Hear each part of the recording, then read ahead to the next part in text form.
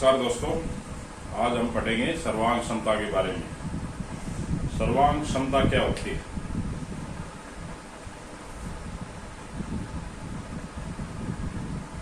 सर्वांग क्षमता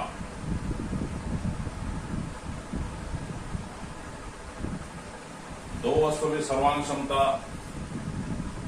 कब होती है? जब एक वस्तु दूसरी वस्तु के हूबहू उसकी कॉपी के समान हो,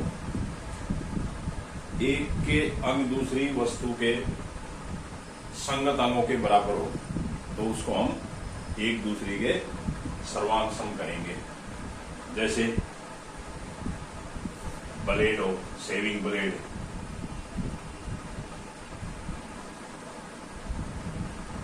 एक ही कंपनी की जो शेविंग ब्लेड होती है इस तरह की,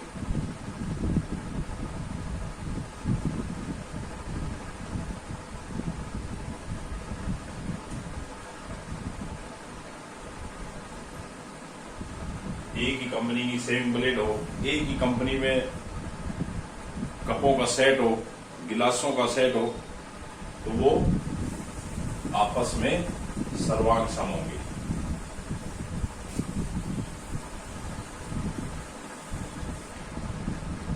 जैसे ताश की गड्डी, ताशों की गड्डी होगी, वो भी उसके ताश भी सर्वांग सम होंगे। तो ये तो थी वस्तुओं की सर्वांग क्षमता। अब हम आगे देखेंगे भुजाओं की सर्वांग क्षमता या रेखा की सर्वांग क्षमता। तो रेखा एक दूसरे की सर्वांग सम कब होगी? ये मान लो कोई ए बी रेखा है, ये सी डी रेखा है, इनको हम कब कहेंगे कि ये सर्वांग सम है? ये मान लो 5 सेंटीमीटर है, ये भी 5 सेंटीमीटर। जब इन रेखाओं की, जब दो रेखाओं की लंबाई समान हो जाएगी, तो हम ये कहेंगे कि A B Rekha C D के सर्वांग सम है। इनको लिखेंगे कैसे? सर्वांग क्षमता का ए बी सर्वांग सम है सी डी, यानी जब दो रेखाखंडों की लंबाई समान होगी, तो वो दो रेखाखंड हैं वो एक दूसरे के सर्वांग सम होंगे। अब ये बताओ,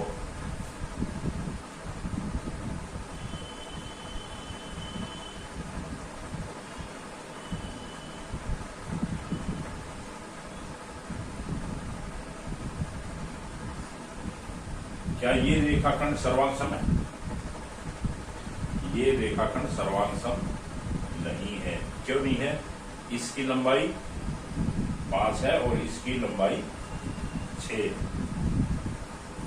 जब दो रेखाखंडों की लंबाई समान होगी तो ही सर्वांग सम होंगे, नहीं तो वो सर्वांग सम नहीं होंगे। ए बी सर्वांग सम नहीं है सी डी, तो ये सर्वांग सम नहीं है। अब कोणों की सर्वांग क्षमता देखो।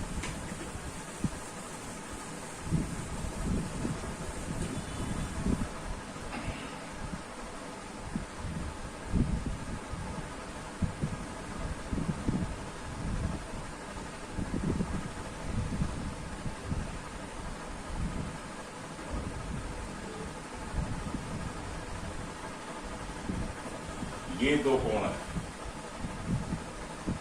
ये भी सर्वांग सम होंगे, क्योंकि दोनों कोणों का माप जो है बराबर है। जब दो कोणों का माप सेम होगा तो वो कोण सर्वांग सम होंगे।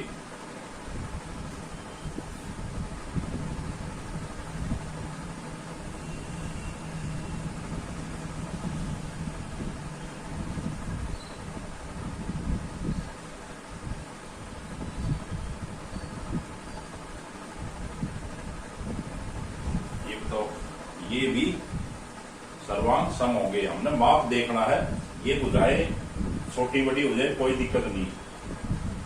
ये भुजा चाहे इतनी भी लंबी हो जाए, इसकी चाहे इतनी छोटी हो जाए।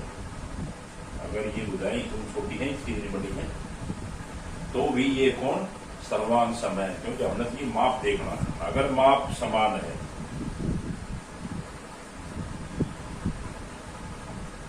तो ये कोण सर्वांग सम होंगे।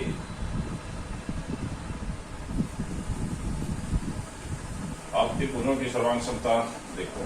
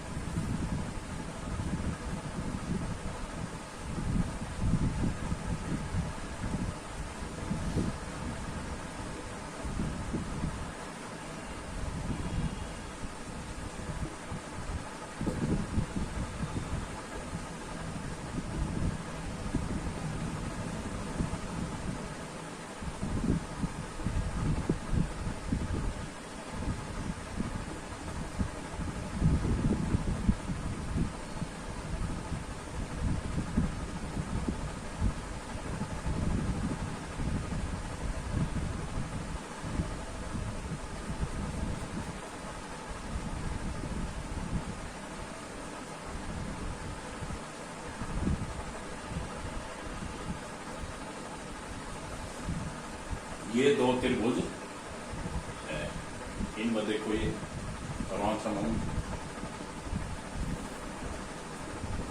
त्रिभुज ए बी सी और त्रिभुज D E F. A B बराबर है डी कितनी 4, डी सी बराबर है डी एफ कितनी 5 सेंटीमीटर, बी सी बराबर है डी एफ 6 सेंटीमीटर, कोण ए बराबर है कोण डी 60 डिग्री, कोण बी बराबर है कोण ई 50 डिग्री, कोण सी बराबर है कोण एफ 70 डिग्री। तो ये देखो, तो ये त्रिभुज सर्वांग सम होंगी, इसके सभी संगत अंग इसके सभी संगत या सभी भागों के बराबर है। देखो ये भुजा इसके बराबर है, ये भुजा इसके बराबर है, ये भुजा इसके बराबर है, ये कोण इसके बराबर, ये कोण इसके बराबर, ये कोण इसके बराबर। तो हम कैसे लिखेंगे इसको? त्रिभुज ए बी सी सर्वांग सम है त्रिभुज डी ई एफ। हम इसको कहेंगे त्रिभुज ए बी सी सर्वांग सम है त्रिभुज डी ई एफ के।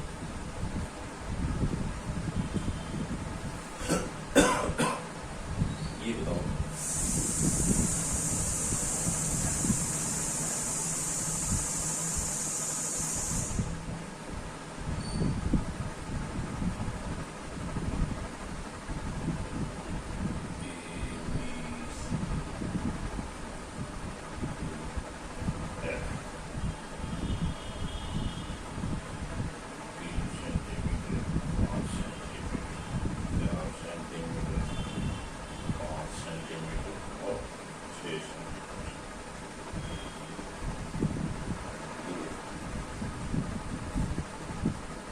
इन में ये बताओ, ये सर्वांग सम नहीं होंगी, क्योंकि इसकी भुजा 4, इसकी भुजा ये तो बराबर है, लेकिन ये 3 सेंटीमीटर है, ये 5 सेंटीमीटर है, ये 5 सेंटीमीटर, ये 6 सेंटीमीटर, तो ये सर्वांग सम नहीं होंगी। तो अब त्रिभुजों के सर्वांग समता के जो प्रतिबंध है उनके बारे में पढ़ते हैं। देखो अब इससे आके हम प्रतिबंधों के बारे में पढ़ेंगे, तो हम सारी चीज नहीं कंपेयर करेंगे कि भाई भुजा भी करो कोण भी करो, तो जो प्रतिबंध है उसमें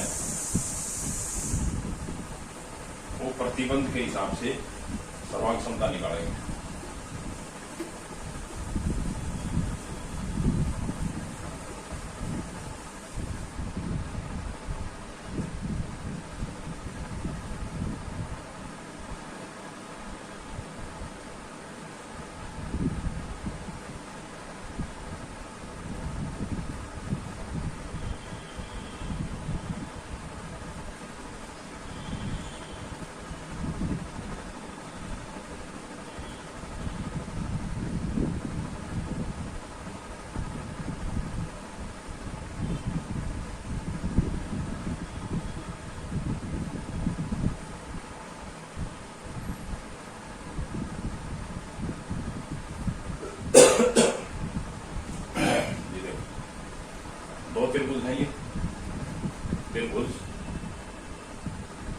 ABC और त्रिभुज DEF। AB भुजा AB किसके बराबर है? भुजा DE के बराबर। AB बराबर है DE। AC बराबर है DF और BC बराबर है AC बराबर है DF और ये DE DF। इसकी संगत भुजाएं इसकी संगत भुजाओं के बराबर है। ये तीन त्रिभुज, इसमें भले ही कोण नहीं दे रखे होंगे, कोण नहीं देखने हमने, इसमें कोण दिए नहीं है, तो भी ये त्रिभुज सर्वांग सम होंगी। अगर इनकी एक त्रिभुज की संगत भुजाएं दूसरी संगत भुजा के बराबर है, दूसरी त्रिभुज के संगत भुजा के बराबर है, तो ये त्रिभुज सर्वांग सम होंगी। नियम कौन सा हो जाएगा? इसमें कौन सा प्रतिबंध लग जाएगा? S यानी भुजा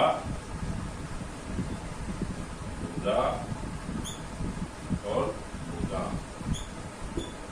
प्रतिबंध। इसको भुजा प्रतिबंध बोलेंगे। भुजा प्रतिबंध के अनुसार ये त्रिभुज सर्वांग सम। पहला नियम तो ये था S साइड एक त्रिभुज की तीनों साइड दूसरी त्रिभुज की संगत साइडों के अगर बराबर है तो वो त्रिभुज सर्वांग सम होगी। उसमें प्रतिबंध कौन सा होगा? भुजा प्रतिबंध के अनुसार वो सर्वांग सम होगी। इसलिए त्रिभुज ABC सर्वांग सम है त्रिभुज DEF। ये त्रिभुज से सर्वांग सम। दूसरा नियम देखो,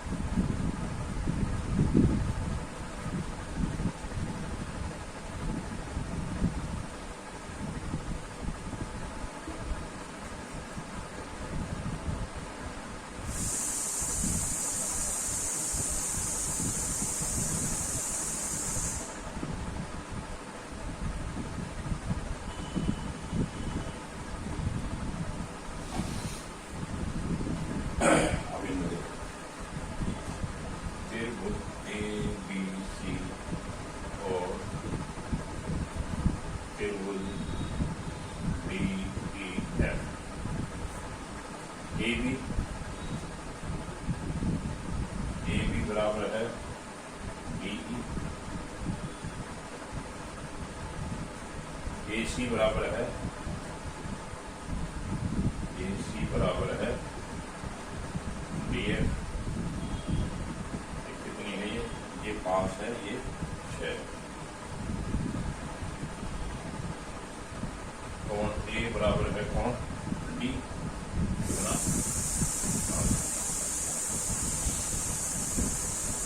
तो भी ये त्रिभुज सर्वांग सम होंगी। इसमें कौन से प्रतिबंध के अनुसार सर्वांग सम होंगी? 2 भुजा और एक कोण, यानी भुजा कोण भुजा। ये भुजा इसके बराबर है, ये भुजा इसके बराबर है, और इन दोनों भुजाओं के बीच का जो संगत कोण, इसका संगत कोण ये हो जाएगा। ये कोण बराबर है, तो इसमें नियम कौन सा लग जाएगा?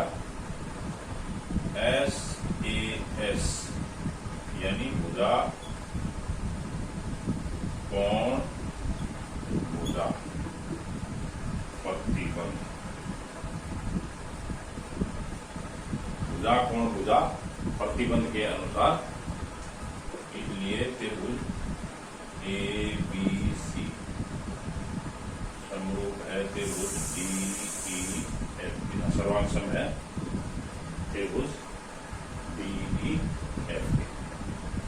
ये था प्रतिबंध नंबर 2, यानी दो भुजाएं और एक संगत कोण, दूसरी त्रिभुज के दो भुजाएं और एक संगत कोण के बराबर होंगी तो भी त्रिभुज सर्वांग सम होंगी।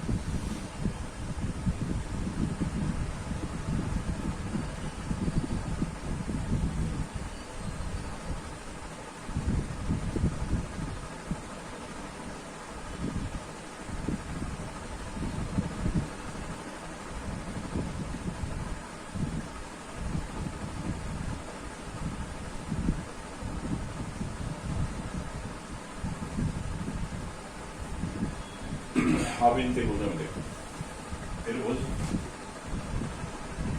ABC और त्रिभुज DEF,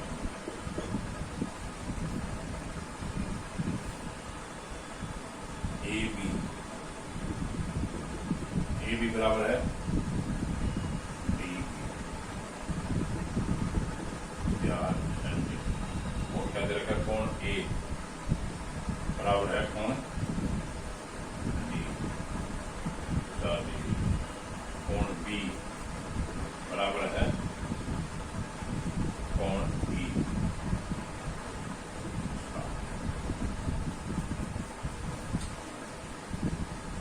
तो भी ये त्रिभुज सर्वांग सम होंगी अगर एक भुजा और दो कोण, इस त्रिभुज की एक भुजा और दो कोण अगर दूसरी त्रिभुज के बराबर हैं, समान है, तो त्रिभुज सर्वांग सम होंगी।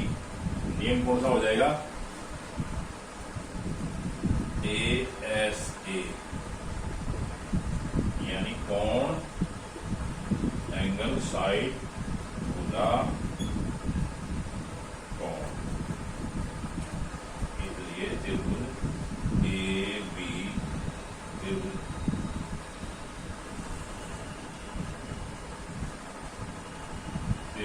ABC सर्वांग सम है त्रिभुज DEF।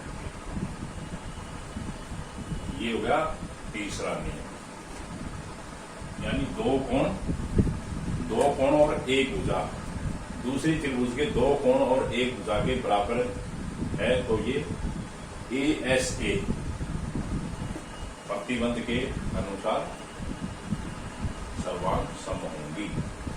अगर ये एक बात ये ध्यान रखनी है इसमें, जब ये दो कोण है तो ये भुजा ही बराबर होनी चाहिए। अगर ये दो कोण और मान लो ये भुजा अगर बराबर दे रखी है तो हम इसको सर्वांग सम नहीं कहेंगे। ये जो दो कोण है इनके अंतर्गत जो भुजा है उसी को ही हम बराबर करेंगे, तभी जाके वो सर्वांग सम होगी। इनको हम सर्वांग सम नहीं कह सकते। तीसरा नियम हो गया। चौथा देखो,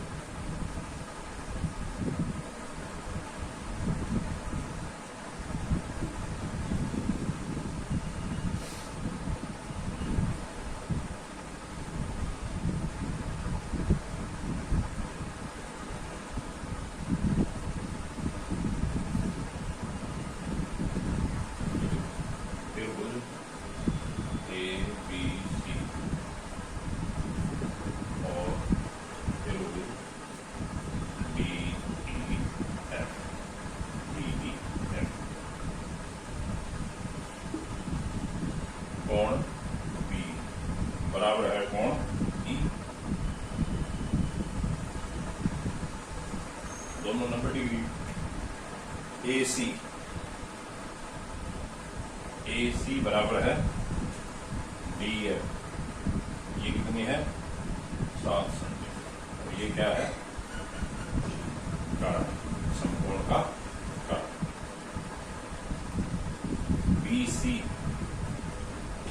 BC बराबर है DF 5 सेंटीमीटर। ये क्या है भुजा। भुजा का जो आधार कर लो तो ये त्रिभुजें सर्वांग समहोगी।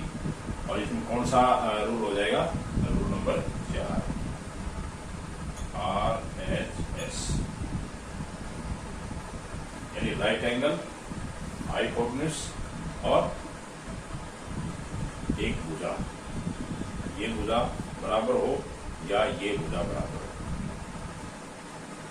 तो इसमें यानी समकोण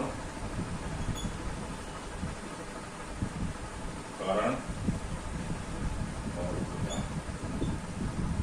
प्रतिबंध के अनुसार, इसलिए त्रिभुज ABC समरूप है त्रिभुज BEF। तो ये तो इनके 4 नियम थे। और कौन से नियम है देखो एक बार फिर रिपीट कर देते हैं।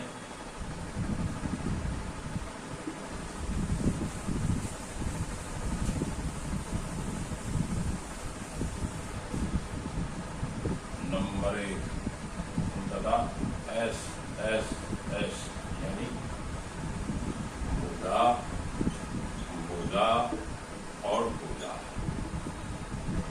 जब तीनों भुजाएं एक दूसरी त्रिभुज के तीनों भुजाओं के बराबर होगी तो वो सर्वांग सम होगी। दूसरा था SAS यानी भुजा, कोण, भुजा, यानी दो भुजाएं और उनका संगत कोण अगर बराबर है तो त्रिभुज सर्वांग सम होगी। तीसरा था ASA यानी कोण, भुजा, कोण। यदि एक त्रिभुज के दो कोण और एक भुजा दूसरी त्रिभुज के दो कोण और एक भुजा के बराबर होगी तो वो सर्वांग सम होगी। नंबर 4 RHS यानी समकोण, राइट एंगल, हाइपोटेन्यूज, कर्ण और साइड भुजा, एक भुजा। आधार हो या अगर वो समकोण में बराबर है तो त्रिभुज सर्वांग सम होगी। ये त्रिभुजों के सर्वांग समता के 4 प्रतिबंध हैं।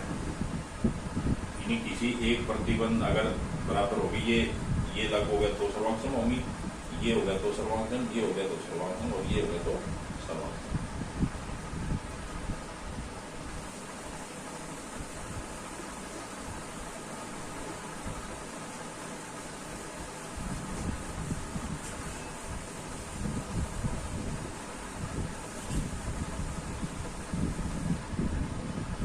देखते हैं हम अध्याय नंबर